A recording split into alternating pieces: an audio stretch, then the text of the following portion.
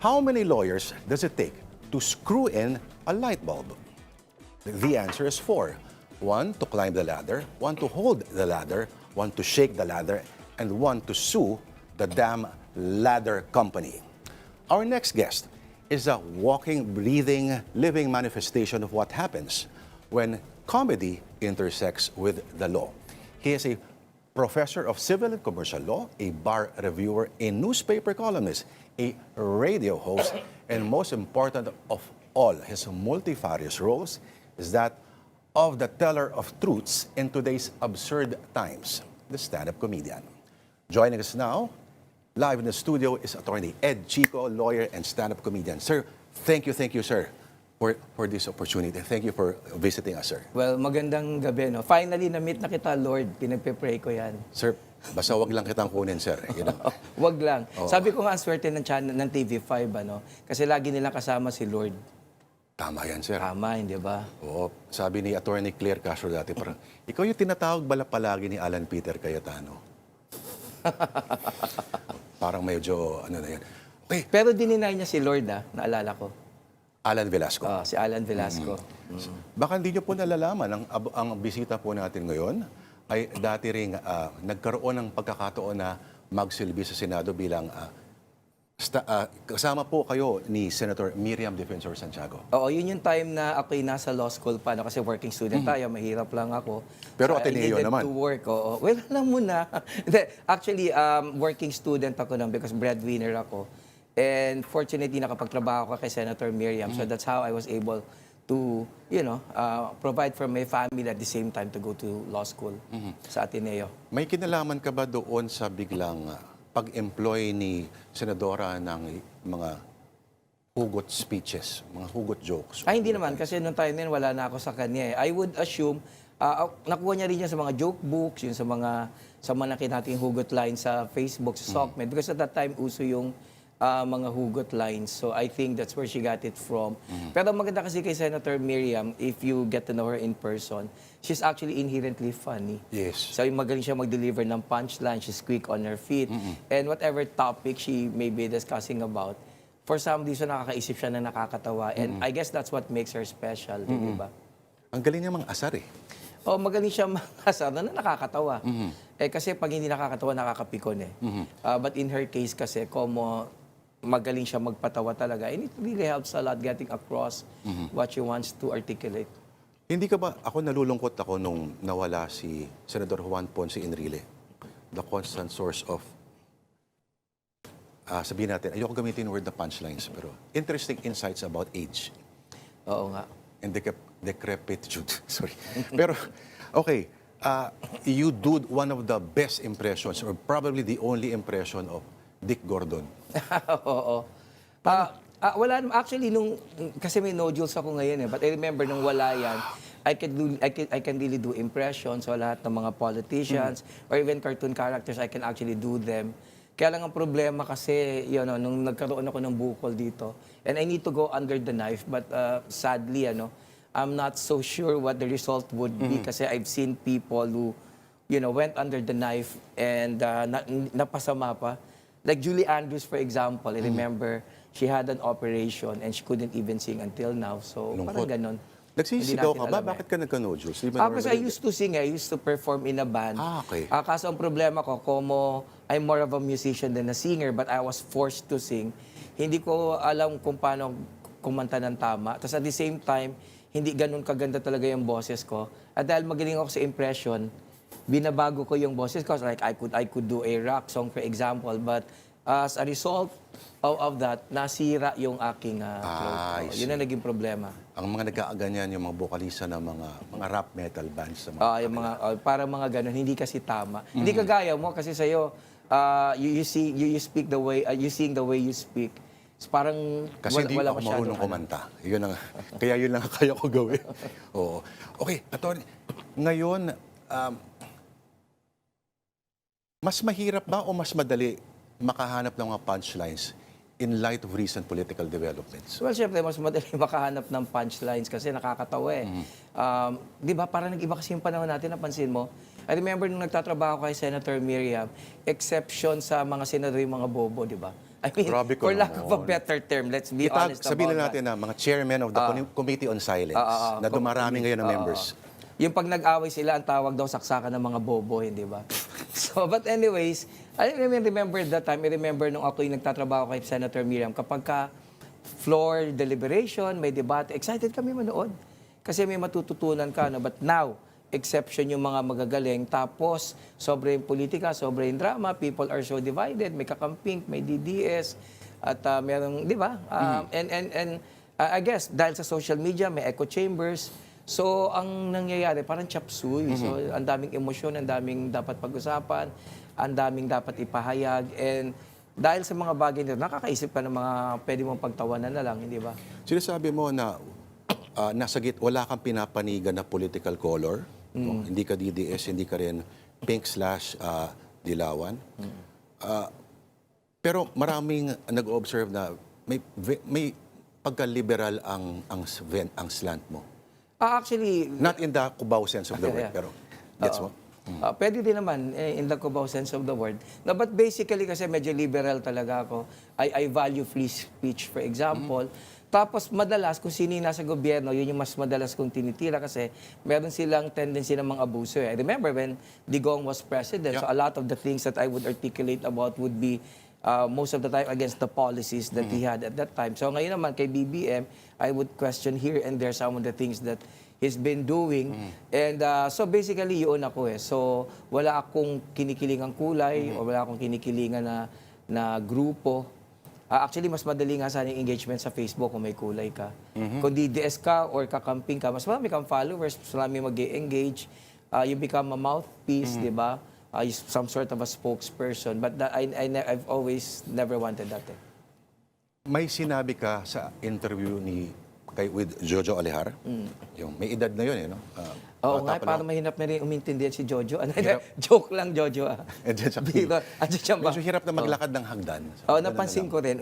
Umiika-ika na siya. Oh, pero pag nakarinig ng music, gigiling yun. Oo. Hindi, magaling siya gumiling talaga. Iba siya. Oo, iba. Ma-employ May siya pala. beat, hawak niya ang beat. Hawak niya ang beat at mahilig siya mag-beat ng sarili niyang I mean, his own, kumbaga, efforts. Pero andito pala si Sunny Africa. Okay. Attorney, bakit ba sa isang diktadurya halimbawa, si Vladimir Putin, no? Ang unang tinatarget ay hindi lamang mga journalists, kundi ang mga humorists. Why is power afraid of a little sneer, a little joke? Kasi syempre, comedy is truth without violence. Eh, no? Kapag ka nagpapatawa ka, you're actually able to get across certain sentiments that otherwise people would not be willing to talk about. Pero you articulate all those thoughts, tas in a funny way, so you're able to present it to them. Kaya lang syempre, pagka-komedyante ka, pag napatawa mo sila, kaakibat ng pagpapatawa na yon, yung pag-embrace or pagyakap doon sa ideya na ibinabahagi mo. And there's an interesting study that was done in the US. Hindi ko maalala kung Columbia University. In that study, tinay nilang i-collect yung data sa lahat ng human rights, ano yung pinakamaraming pinatay at inipit at kinulong. And it turns out yun yung karapatan ng pagsasalita or pamamahayag. Why? Because by nature, ayaw natin ng kinokontra, hindi ba? Asawa ko nga ayaw niya, kinokontra ko siya. Kaya nga siya palagi tama, but that's another story. So ayaw natin ng kinokontra. Alam ba niya ito? Sana hindi. Wag lang niya lang mapapanood, hindi ba? Ikaw papa-edit ba, out natin hindi ka to. kinokontra ng asawa mo? Abay, nasa agribusiness ako. So hindi pa pwede, no? Agree lang ako na agree. Agree ka lang na agree, oo. Yung asawa ko, kahit mag-agree ako, mali pa rin eh. So, at least maswerte ka. Maglalaban na ako. Oo, Pero ganun, galit pa rin. Pero ano yun? Ano yung naalala ko yung kaibigan ko si Pastor Luther. Minsan daw inawit siya ng asawa niya, sabi niya to sa asawa niya, wag mo nang ituloy yan, nagdidilim na ang paningin ko. Yung pala sinasakal daw siya. Wala nang oxygen. Wala nang oxygen. No, but anyways, according to that study, sa lahat ng karapatang pantao, ang pinakamaraming pinatay, pinahirapan, tinanggalan ng oportunidad ay yung mahilig magsalita. Ano? Because by nature, ayaw natin na nakokontra talaga. And interestingly, throughout history, dalawa yung sektor na mahilig mag-censor. Yung mga nasa gobyerno, the powers that be, lalo na kung diktadurya. Pangalawa, yung civil society. Yung may mga feeling nila, may moral ascendant sila to tell us which is right and which is wrong. Ito yung mga nagsabi na hindi pwedeng magbenta ng album si Elvis Presley. Ito yung mga nagsabi na yung Beatles, wag natin pakikinggan, di ba? So ito yung mga natatakot O yung na religious ganyan. right yun, yung mga Yeah. pumipigil doon. Yeah. Wala ka bang mas medyo contemporary namang examples? Sample, oh. Elvis Presley. Hindi kasi kakausap ko eh. Actually, lagi Aray nga ko. contemporary example ko eh. Okay, wala akong magagawa. Alam naman natin si Lord din, di ba? No, but seriously, Lord, di ba? So, pinanganak ka para sambahin ha, kasi ikaw si Lord. May yuyong sa akin, parang Lourdes na Di walang mas English. maganda may emphasis, Lord. Lord. O Parang, Lord, di ba? Pakinggan mo ako, Lord. Ayan. Anyways, kagaya ng sinasabi ko, yung civil society, hindi ba pag may pelikula, feeling nila hindi makakaganda sa masama sa mga bata, wag natin panoorin, hindi ba? So these are the type of people who normally would censor us. At nakita din naman natin yung epekto no, throughout history. Ang laging binubusalan yung nagsasalita. Pati yung mga komedyante. may pushback ngayon sa states against wokeness. Oo. Sila Dave Chappelle ay hindi na nagpe-pretend pa na itago yung Hindi na nila kanilang... makancel. Kasi ready na siya makancel. At mukhang hindi lang siya nag-iisa, mukhang marami ang nagpo-pushback against wokeness. Sa Pilipinas, wala pa yata tayo sa woke, no? Wala naman In terms of stand-up. Hindi, to a certain extent, meron. Gusto natin magpakansela. Ang problema lang kasi dun sa wokeness, minsan hindi nila naintindihan eh. Like, for example, in comedy kasi, ang intention ng isang komedyante magpatawa eh. Kaya lang kung magkaminsan, hindi ba, kapag sobra kang natitrigger, because right now, hindi ba, parang karapatan mong ma-offend, at tas pag tinanong ka, ginagaslight ka. So it's very difficult nowadays to do that. I remember, meron isang, if I'm not mistaken, senior reporter sa Washington Post, natanggal siya sa trabaho niya for sharing a joke. It's not even his own joke, shinare niya lang. Di ba yung joke doon? All Bi. women are bi. You'll just have to figure out whether polar or sexual. So I mean, I wouldn't do that joke. But I understand what the intention behind that joke is. Pero syempre, papatanggal ka, hindi ba? Ako kasi ang ginawa ko from the very start, wala akong pakialam. If they want to cancel me, I really couldn't care less. I really fight for my right to say what I want to say. Kasi bilang abogado naman, alam ko yung mga dapat kong sabihin at hindi. Alam ko kung libelous, alam ko kung hindi. And at the end of the day, lahat lang naman sinasabi ko bilang komedyante, hindi ko naman pinaniniwalaan yun eh. Sinusundan ko lang o sinasalamin ko lang yung iniisip nila. Like, halimbawa, nagagalit sa akin yung mga DDS kasi may joke ako, sabi ko, masarap mag-joke sa mga DDS, kasi hindi sila napipikon. O baka hindi naman nila gets. Di ba? So, nagagalit sila sa joke na yon. Meron akong joke dati, sabi ko, ang maganda sa mga DDS, nag-show ako sa kanila, 5 oras inabot. Kasi kailangan ko paliwanag yung joke. Yung mga ganyan, hindi ba? Tapos yung Mahaba mga pa sa kakamping press ko ni naman, Tatay Diggs yan. ano? Mahaba pa sa press ko ni Tatay Diggs. Mahaba pa Noong panahon ng COVID. sa press con, hindi ba? Of course, yung mga kakamping naman, you target the hypocrisy naman, hindi ba? Yung mga never again, why not nila. So akala nila, I promote all those ideas. They don't realize that when wear my hat as a lawyer, I'm just basically articulating their own thoughts. Kumbaga, reflection yun ng iniisip nila, not necessarily from me. Although, pag nanood ka ng show ko, may sarili akong opinion, which of course, hindi nakikita kasi masyado siyang mahirap i-share sa SOCMED. At nalilito ang mga nakikinig sa iyo kasi minsan you make fun of this political personality on one side. Pero at the same time, magjo-joke ka naman nasa kabila. Sa kabila, oo. Nalilito sila. Parang hirap yata palagi ang Pinoy na mag-reconcile na pwede kang mag-isip ng nasa gitna. Nung umpisa, it was actually very difficult for me. Ang dami kong bashers wala nakakamping ka, DDS ka, inaaway mo kami.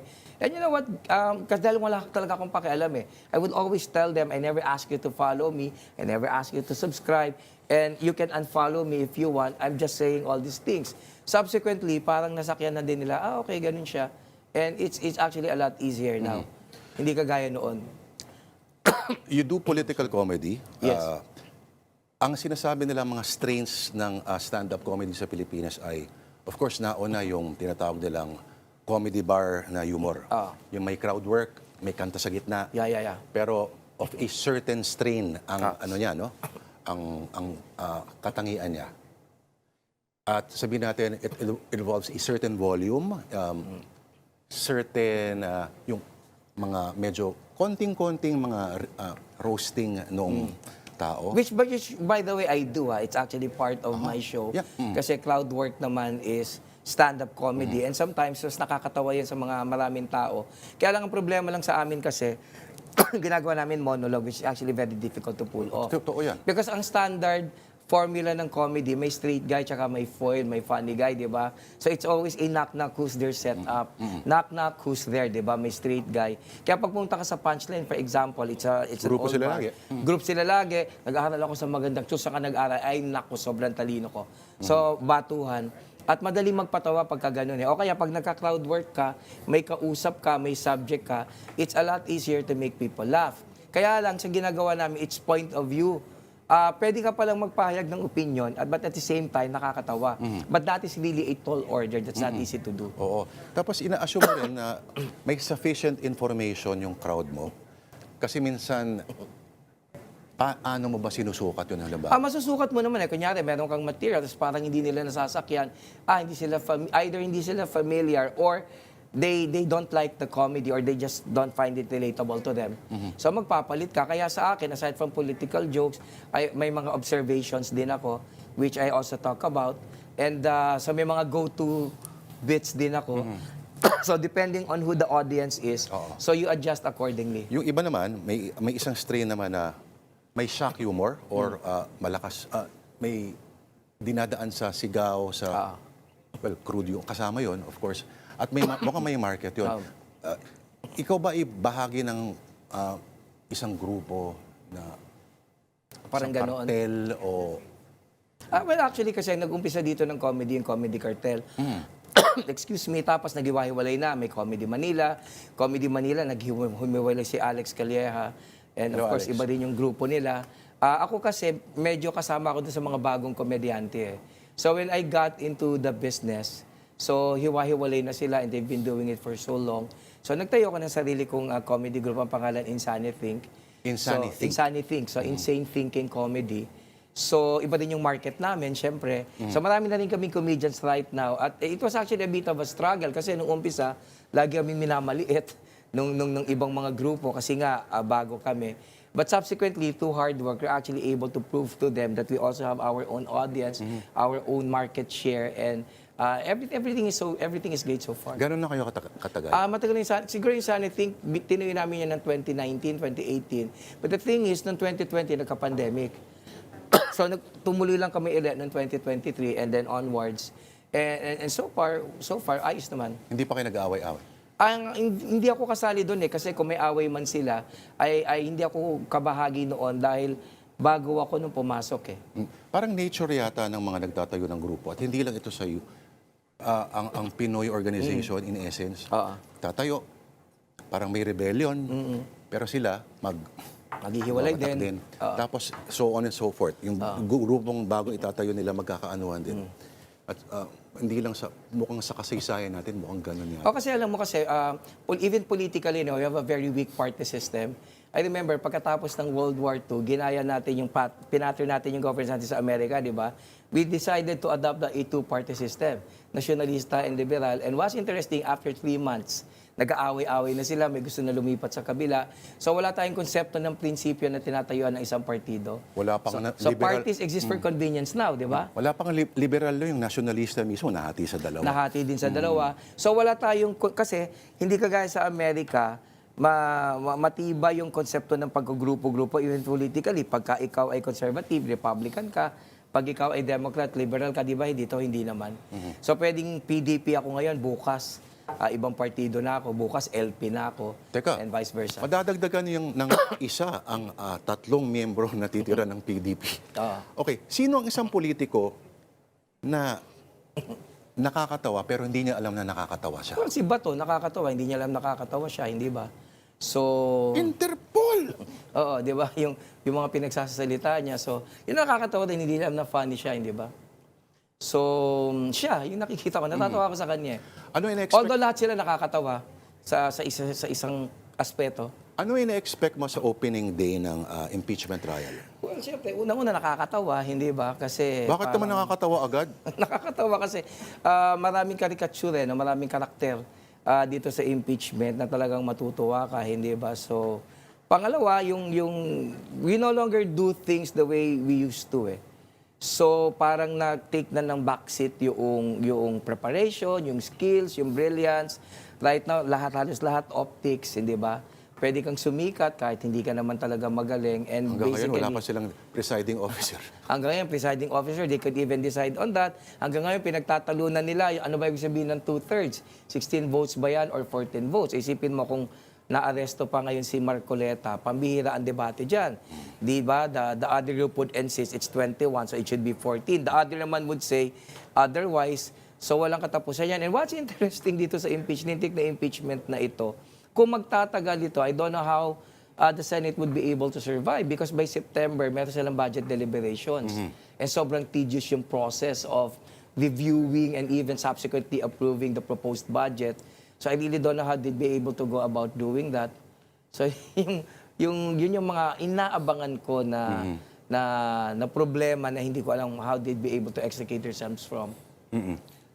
Napaka-cynical ba itong move ng ombudsman na i-drop yung charges against ex-DPWH Secretary Bonoan upang gawing witness to get, quote-unquote, bigger fish ang dating House Speaker? Siyempre, kailangan na lang i-justify, no? Maraming mga tao nagsasabi, ang problema kasi selective, kaya ginamit si Bonoan kasi may purpose siya. But that's how it's always been, di ba? From historical standpoint, panahon pa ni Gloria, ni Pinoy, even ni Digong, ngayon ni BBM, talagang gantihan sila ng gantihan. So, iba'y tinitignan sa tinititigan. At kung meron ka talagang gustong tignan at gusto kang hulihan at gusto mong ipitin yan, you'd really go out of your way expending all efforts and, expending all energies, pulling together your resources to actually be able to come up with something that would pin down that person. So it's perfectly understandable why Bonoan should be a state witness. Although in reality, if you look at the qualifications of a state witness, medyo malabo siya, hindi ba? Kasi if you're a state witness, dapat sobrang indispensable ng testimony mo na pangalawa, sobrang walang ibang makuhang ebidensya. But right now, we've already seen quite a number of state witnesses which they've tapped in order to pin down these people. Yung mga dati pinanggigigilan Yung a few months ago exactly. lang, mukhang lahat ay matindi ito. Attorney, how do you deal with the hecklers? Yung mga hecklers, wala ka namang magagawa. It goes with the territory, lalo na sa SOCMED. Kasi sa shows, halos walang heckler yan Talaga? Hindi, kasi sa show... Kahit mga lasing? Pero kadalasan, alam nila yung nasa territory mo sila Pero ang problema sa SOCMED, pag may hecklers, anyway, sa show, pagka meron, wala, hinahayaan ko lang sila. Tapos sinasagot ko lang. I remember, meron akong show. Meron akong joke tungkol sa demonyo, parang ganyan, hindi ba? It's about the devil. Tumayo yung isang lasing, sabi niya sa akin, ikaw, Attorney Chico, di ba demonyo ka? Sumisi ko siya, demonyo ka. Sinagot ko naman siya, oo naman, pero syempre, ikaw ang aming leader, yung mga ganon. I remember sa SOCMED, may nangungulit sa akin, sabi niya, lagi niya ako sinusundan, bobo ka, no? Tony Chico, bobo ka, di ba? Bobo ka. Hanggang sinagot ko na, bakit mo tinatanong? Kailangan mo ng friend, di ba? So yung mga ganon, you just have to outsmart them because otherwise, kung mapipikon ka, you'd lose it and then you ruin your gig, di ba? Hindi ka nakakatawa pag pikon ka. Hindi ka nakakatawa pag pikon ka. And it doesn't make sense. Nagpapatawa ka, di ba? Kung may mapipikon, it goes with the territory. Pero it wouldn't make sense kung ikaw yung mapipikon, di ba? Alright, ikaw dapat ang pipikon. At ang pikon talo. Ang pikon talo. Hindi, pero sa Pilipinas, yung pikon nananalo, basta madaya. At maraming pera. Oo nga. Oo, Di ba? nananapak ka minsan. Nananapak, hindi ba? Pero wag na tayong pumunta doon, hindi ba? At wag na tayong baka mabantaan din tayo nun. No joke. Pero alam mo, mahirap talaga maging komedyante right now. But then, somebody has to do it. Sa mga gusto kang panoorin, Attorney Ed, saan maaari po? At puntahan nyo lang po yung aking Facebook account po. Wala pa akong Facebook page. Pero may Facebook page po yung grupo namin, Insani Think. So check nyo lang po yung mga posters doon ng mga shows namin. Sobrang transformative yung aming shows. Hindi lang kayo, oo naman, mababago buhay mo. Nagbabagong anyo kayo? Oo, bago kang nilalang.